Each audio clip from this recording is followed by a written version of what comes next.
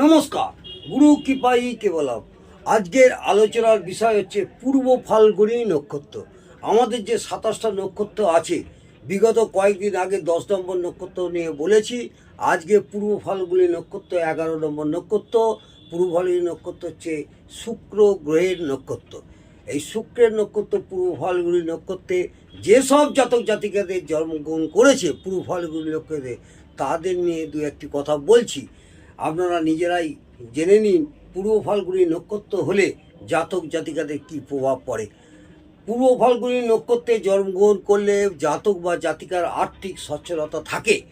পূর্ব ফাল্গুনী নক্ষত্রে জন্মগ্রহণ করলে জাতক জাতিকাদের আর্থিক সচ্ছলতা থাকে, আর্থিক অভাব হয় না। এই সব জাতক জাতিকাদের বিপরীত লিঙ্গের প্রতি প্রচণ্ড আকর্ষণ থাকে। এই সব জাতক জাতিকাদের বিপরীত লিঙ্গের প্রতি একটা আকর্ষণ থাকে। এরা কোমলতাও হয়, এদের মন খুব ভালো হয়, সর্বদা আনন্দময় থাকতে ভালোবাসে, সর্বদা আনন্দময় থাকতে ভালোবাসে। দয়া দাক্ষিণ্যের মানসিকতা থাকে, এদের মধ্যে একটা দয়া দাক্ষিণ্যের মানসিকতা থাকে, এটা মাথায় রাখবেন। এরা একটু সুখী অর্থাৎ আরামপ্রিয় হয়, সবসময় একটু আরামপ্রিয় এবং সুখী থাকতে পছন্দ করে বা হয়ও। স্বল্পাহারী বা পরিমিত খাবার খায়। এইসব জাতক জাতিকারা স্বল্প আহার পরিমিত খাবার খায়, মাথায় রাখবেন। তুলনামূলকভাবে মাথার চুল একটু পাতলা হয়, তুলনামূলকভাবে এইসব জাতক জাতিকাদের মাথার চুল একটু পাতলা হয়।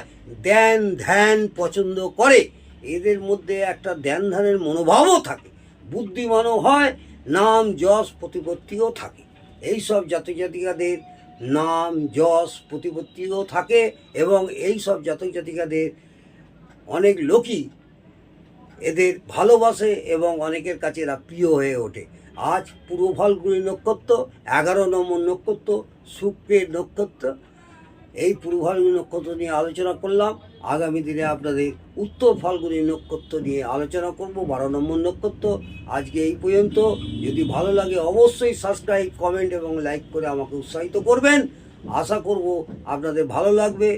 যদি ভালো লাগে তবেই কমেন্টে জানাবেন কেমন লাগলো। নমস্কার, জয় মা তারা। ভালো থাকুন, সুস্থ থাকুন, আনন্দে থাকুন। জয় জয় তারা।